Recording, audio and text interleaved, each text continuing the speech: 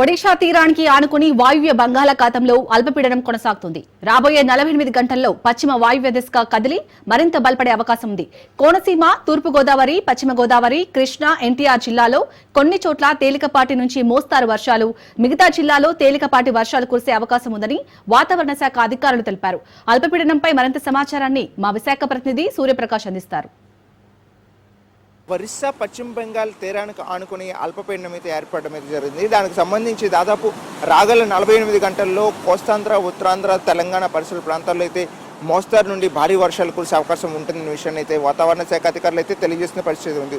దానికి సంబంధించి తీరం వెంబడి 40 నుండి 60 కిలోమీటర్ల వేగంతో అయితే గాలులు వీసే అవకాశం ఉండడంతో ప్రజలంతా అప్రమత్తంగా ఉండాల్సిన అవసరం ఎంతైనా ఉందని, ముఖ్యంగా మత్స్యకారులు ఎవరు కూడా వేటకు వెళ్ళొద్దన్న విషయాన్ని అయితే వాతావరణ శాఖ అధికారులు అయితే తెలియజేసిన పరిస్థితి ఉంది. మనం విజువల్స్లో అయితే చాలా క్లియర్గా చూడొచ్చు.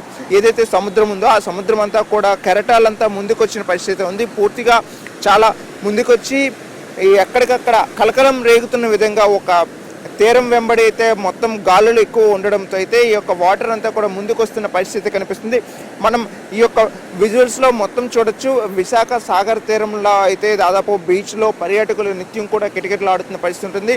కానీ ఈ యొక్క కెరటాలు పూర్తిగా ముందుకు రావడం, అది కూడా ఒక భారీ కెరటాలంతా కూడా ఈ యొక్క ముందుకు రావడంతో ప్రజలంతా కూడా, పర్యాటకులు ఎవరు కూడా వచ్చే పరిస్థితి లేని పరిస్థితి కనిపిస్తుంది. ముఖ్యంగా ఇప్పుడు ఏదైతే అల్పపీడనం ఎక్కడ కొనసాగుతుందో ఒరిస్సా తీరానికి ఆనుకొని వాయువు బంగాళాఖాతంలో అల్పపీడనం అయితే ప్రస్తుతం కొనసాగుతుందని, రాగల 48 గంటల్లో పశ్చిమ వాయువు దిశగా అయితే మరింత బలపడి మోస్తారు నుండి భారీ వర్షాలు కురిసే అవకాశం ఉంటుందనే విషయాన్ని కూడా వాతావరణ శాఖ అధికారులు అయితే తెలియజేసిన పరిస్థితి కనిపిస్తుంది. తీరం వెంబడి గంటకు 40 నుండి 60 కిలోమీటర్ల వేగంతో ఈ యొక్క ఈదురుగాలు వీయడంతో అందరినీ కూడా జాగ్రత్తగా ఉండాల్సిన విషయాన్ని కూడా హెచ్చరికలు జారీ చేసిన పరిస్థితి ఉంది. ప్రస్తుతం ఈ యొక్క అల్పపీడన ప్రభావంతో గత 2-3 రోజులుగా కూడా భారీ వర్షాలు అయితే కురుస్తున్నాయి. అల్లూరి జిల్లాతో పాటు అలానే విశాఖ, శ్రీకాకుళం, కాకినాడ జిల్లాల్లో అయితే భారీగా వర్షాలు కురవడం అయితే జరిగింది. నిన్న ఒక్కరోజు కురిసిన వర్షాలు అయితే దాదాపు 68.21 మిల్లీమీటర్ల వర్షం అయితే కురవడం అయితే యావరేజ్గా కురిసిందనే విషయాన్ని అయితే వాతావరణ శాఖ అధికారులు అయితే తెలియజేస్తున్నారు.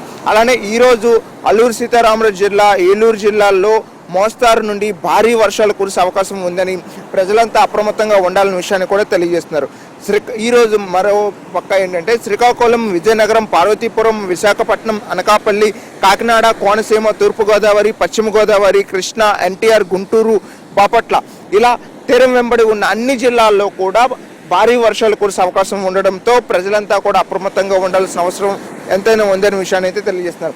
అందుకు సంబంధించి ఆ రాష్ట్ర ప్రభుత్వం కూడా ప్రతి జిల్లాలో కూడా టోల్ ఫ్రీ నెంబర్లను, అలానే ప్రత్యామ్నాయంగా ప్రజలంతా కూడా, అధికారులంతా కూడా అప్రమత్తంగా ఉండాల్సిన అవసరం అయితే ఉంది. ఏదైతే ఏ నిమిషమైనా ఏమైనా జరిగే అవకాశం ఇది లేకుండా వెంటనే సహాయక చర్యలు తీసుకోవడానికైతే అధికారులంతా కూడా అప్రమత్తంగా ఉండాలనే విషయాన్ని అయితే హోంమంత్రి వంగలపూడి అనిత కూడా తెలియజేయడం జరిగింది. అలానే ఈరోజు కోనసీమ, తూర్పుగోదావరి, పశ్చిమ గోదావరి, కృష్ణా, ఎన్టీఆర్ జిల్లాల్లో తేలికపాటి నుండి మోస్తారు వర్షాలు కురిసే అవకాశం ఉండడం అయితే జరుగుతుంది. మిగతా జిల్లాల్లో తేలికపాటి వర్షాలు అయితే కురుస్తాయి. దీనికి సంబంధించి వాతావరణ శాఖ అధికారులు తెలియజేస్తుంది ఏంటంటే, పూర్తిగా ఈ వాయువు బంగాళాఖాతంలో ఏదైతే అల్పపీడనం ఏర్పడిందో దానికి సంబంధించి 2 తెలుగు రాష్ట్రాల్లో కూడా ఎక్కువ జిల్లాల్లో అయితే ఎక్కువగా వర్షాలు కురిసే అవకాశం ఉండడంతో అయితే ప్రజలంతా కూడా ఎంతైనా అప్రమత్తంగా ఉండాలనే విషయాన్ని తెలియజేస్తున్నారు. ముఖ్యంగా రోడ్లపైన ప్రయాణం చేసేటప్పుడు అయితే అంతా కూడా ముందు జాగ్రత్తలు తీసుకోవాల్సిన అవసరం ఎంతైనా ఉందనే విషయాన్ని కూడా తెలియజేస్తున్నారు. అలానే అరకు, పాడేరు ఏజెన్సీ ఏరియాల నుండి అయితే ఏవైతే వాహనాలు వస్తున్నాయో అవన్నీ కూడా ఈ వర్షాల వల్ల అయితే రోడ్లు దెబ్బ కావడంతో వాహనదారులంతా కూడా తీవ్ర ఇబ్బందులు ఎదుర్కొంటున్న పరిస్థితి ఉంది. ముందస్తు చర్యలుగా అయితే ఎక్కడైతే జగదల్పూర్, ఛత్తీస్గఢ్ రాష్ట్రంలో ఏదైతే జగదల్పూర్ ఉందో ఆ జగదల్పూర్లో దాదాపు భారీగా అయితే వర్షాలు కురవడంతో ట్రాక్లన్నీ కూడా జలమయం కావడంతో అక్కడికి వెళ్ళే ప్రతి ట్రైన్ని కూడా ప్రస్తుతం రాకపోకలన్నింటినీ కూడా రైలు రాకపోకలను అయితే నిలిపివేసిన పరిస్థితి ఉంది. విశాఖ కెరండోల్ ఎక్స్ప్రెస్ను కూడా నిలిపివేసిన పరిస్థితి ఉంది. దానికి సంబంధించి అరకు వెళ్ళే ఈ పర్యాటకులు ఎవరైతే ఉంటారో వాళ్ళకైతే కాస్త బ్రేక్ పడిందనే విషయాన్ని కూడా రైల్వే శాఖ అధికారులు అయితే తెలియజేస్తున్నారు. అలానే పోలీస్ యంత్రాంగంతో పాటు విపత్తుల శాఖ అధికారులు కూడా అంతా కూడా అప్రమత్తంగా ఉంటూ ఎటువంటి ఇబ్బందులు కలగకుండా ఉండేందుకైతే చర్యలు తీసుకునే పరిస్థితి ఉంది.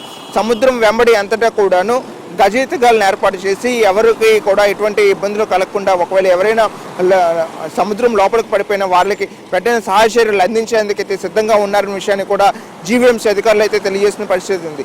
రాగల 48 గంటల్లో వర్షం అత్యధికంగా పడే అవకాశం ఉండడంతో ప్రజలంతా అప్రమత్తంగా ఉండాలనే విషయాన్ని అయితే తెలియజేయడం జరుగుతుంది. కెమెరామెన్ సాయి కిరణ్తో సూర్యప్రకాష్, రాజ్ న్యూస్, విశాఖపట్నం.